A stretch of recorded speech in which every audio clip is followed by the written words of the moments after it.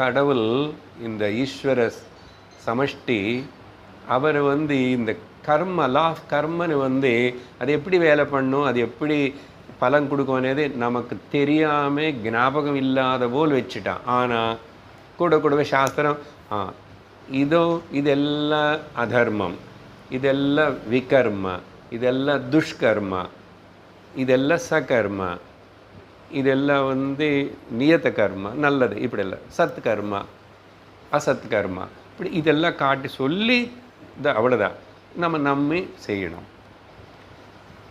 இப்போ அதெல்லாம் நம்மளேன்னா தெரியலன்னா கூட இப்போது கண்ணுக்கு காணப்படுற சுகம்தான் கண்ணுக்கு காணப்படாத அதிருஷ்டம், கண்ணுக்கு காணப்படுற துக்கம்தான் கண்ணுக்கு காணப்படாத பாபம்.